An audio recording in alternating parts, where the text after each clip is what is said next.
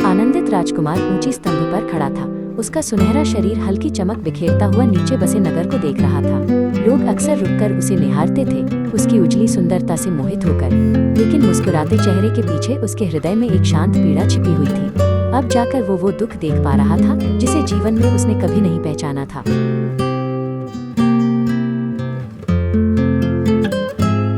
एक छोटी अबाबिल जो गर्म प्रदेशों की ओर जा रही थी, मूर्ति के नीचे आकर कुछ देर ठहर गई।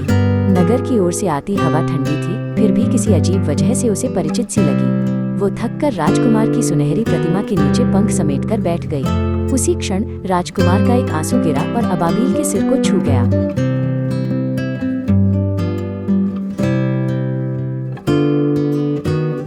घबराकर अबाबिल ने ऊपर देखा और राजकुमार का चमकता चेहरा पाया। आप क्यों रो रहे हैं? उसने नर्म स्वर में पूछा। राजकुमार कांपती पर कोमल आवाज में बोलने लगा, जीते जी मैं ये दुख नहीं देख पाया, पर अब मुझे पूरे नगर का हर दर्द दिखाई देता है।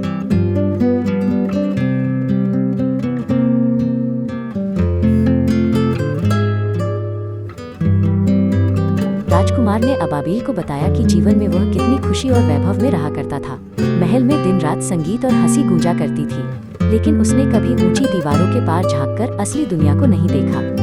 आज नगर के छिपे दुखों को देखकर उसे गहरा पछतावा हो रहा था।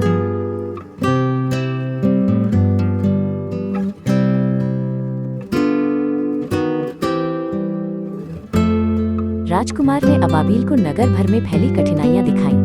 बच्चे ठंडी झोपड़ियों में कांप रहे थे और थकी हुई माताएं भूखी आंखों से काम करती थीं। उनकी परेशानियां देखकर अबाबिल का हृदय कस गया। मैं अब उनकी मदद करना चाहता हूँ, चाहे देर ही क्यों ना हो, राजकुमार बोला।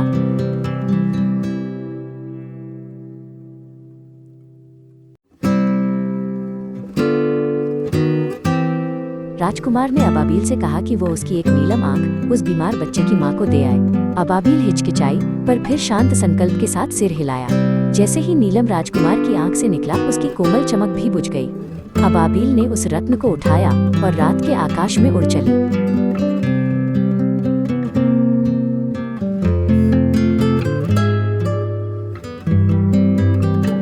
वो उस जर्जर घर तक पहुंची जहां थकी माँ अपने बच्चे के साथ लेटी थी।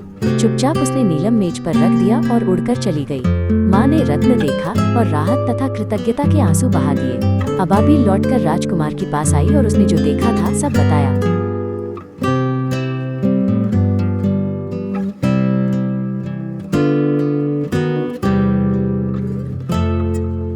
फिर राजकुमार ने उसे अपनी दूसरी नीलम आंख एक भूखे लेखक को देने को कहा।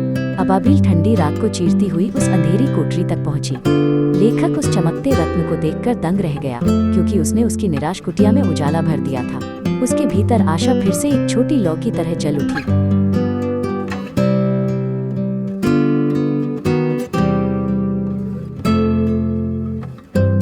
अब राजकुमार के पास केवल उसके वक्ष पर लगा लाल माणिक बचा था।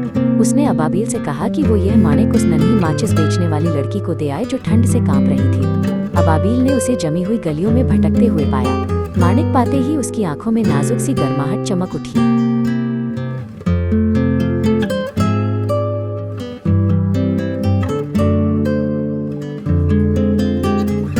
राजकुमार के पास अब कोई रत्न नहीं बचा था, इसलिए उसने अपने शरीर पर चढ़ी स्वर्ण पत्तियां दान में दे दी।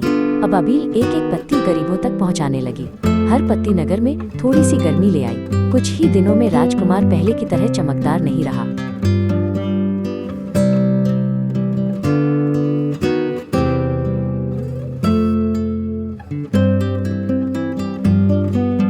सर्द हवाएं तेज होती गईं। अबाबिल को दक्षिण की ओर उड़ने के लिए झकझोरती हुई, पर वह राजकुमार को छोड़ना नहीं चाहती थी।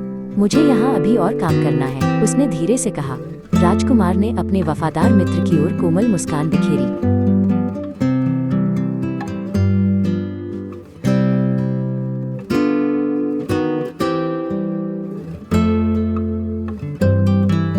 सर्दी का बोझ अबाबिल के छोटे पंखों पर भारी पड़ने लगा।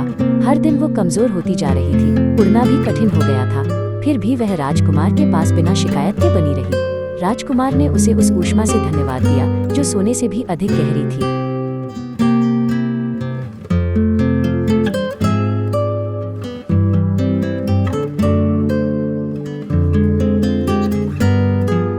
अबाबिल राजकुमार के कंधे पर बैठी और धीरे से बोली, मैं इस नगर से और आपसे भी प्रेम करने लगी हूँ। राजकुमार ने उसके भावों को कोमल समझ के साथ थाम लिया, पर अबाबिल की आवाज हवा की तरह धीमी होती चली गई।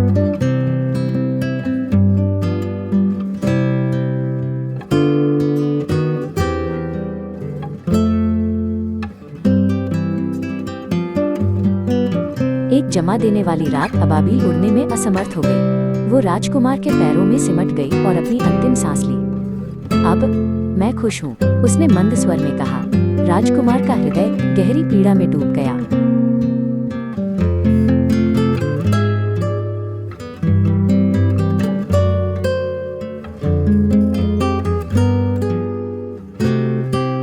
अबाबिल की मृत्यु के क्षण ही राजकुमार का सीसा सा हृदय कांप उठा।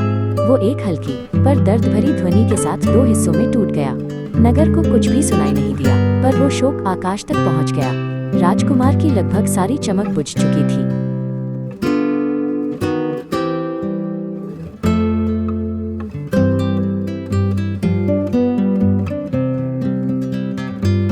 सुबह हुई तो नगरवासियों ने उस घिसी पिटी मूर्ति को देखकर हैरानी जताई। सोना गायब था, रत्न भी कहीं नहीं थे। कितनी बदसूरत और नष्ट हो चुकी है, वे निराशा से बड़बड़ाए। अंत में उन्होंने प्रतिमा को पिघलाने का निर्णय लिया।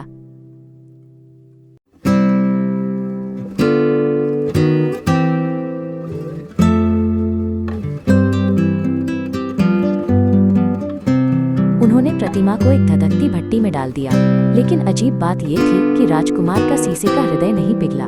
वो जस का तस रहा, रहस्यमयी चमक बिखेरता हुआ। कोई भी इस चमत्कार को समझ नहीं पाया।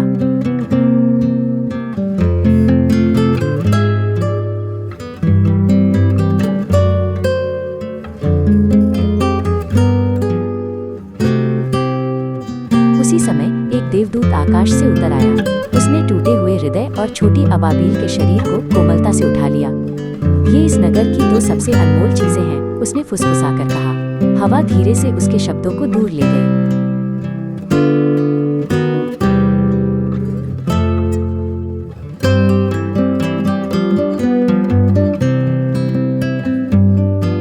देवदूत आकाश में ऊपर उठ गया, राजकुमार और अबाबिल को अपने पास थामे हुए। एक कोमल सफेद प्रकाश पूरे नगर में फैल गया। किसी ने नहीं जाना, पर उस दिन हवा कुछ गर्म हो गई। एक अनकही शांति नगर भर में उतर आई।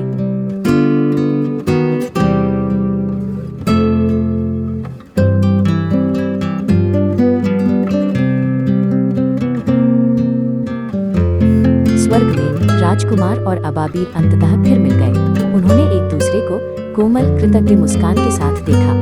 वहाँ कोई दुख नहीं था, केवल अनंत शांति और आनंद था। आकाश मानो उनकी सदा की खुशी को आशीष दे रहा था।